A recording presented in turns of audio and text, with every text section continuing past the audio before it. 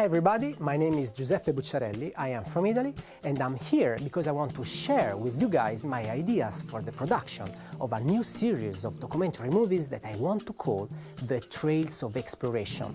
So guys, buckle up and get ready because we are gonna travel all around the planet. But before we start, I want to read you one thing that I find really charming, and it is here in my pocket. When I was a little chap, I had a passion for maps.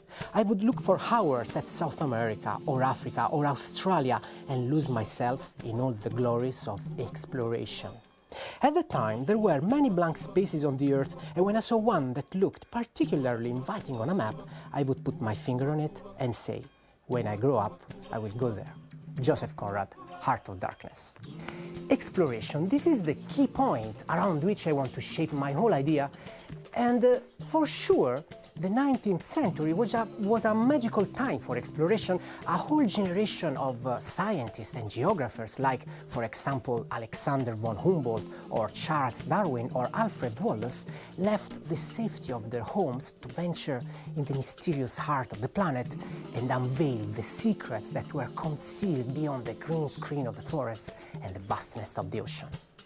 I really think that at the time, the horizon was not only a geographical line, it was the entrance, it was the gate for a secluded world in which science and adventure mingled in a dimension called exploration.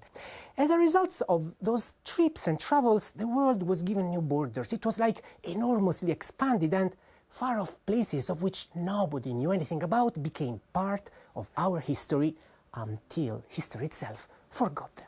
It was like the spotlights of history that were shining on those places were, after a while, turned off so that those areas sank back into the darkness. And now, what happened to those places?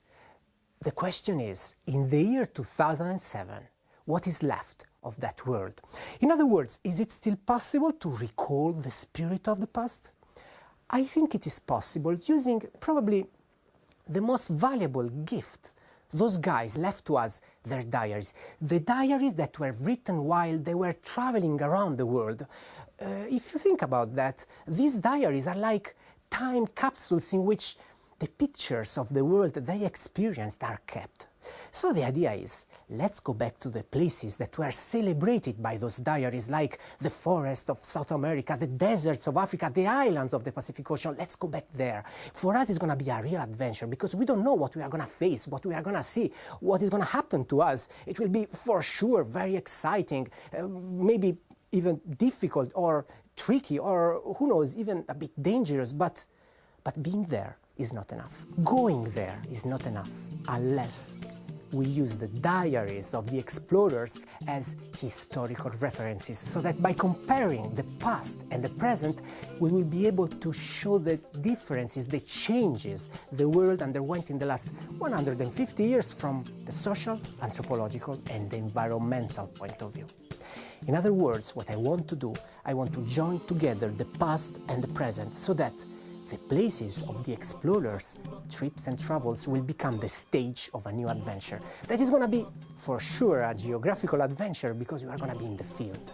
We are going to be there, we are going to dirty our hands, but most importantly, this will be a journey through history. So that by comparing their past, the explorers' past, and our modern present, we will be able to weight the consequences of our actions as human race on the ecology and the peoples of the planet.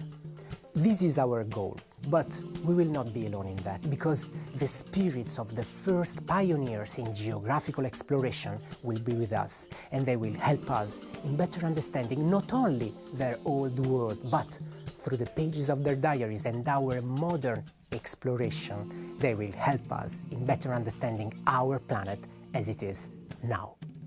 Ciao from Italy.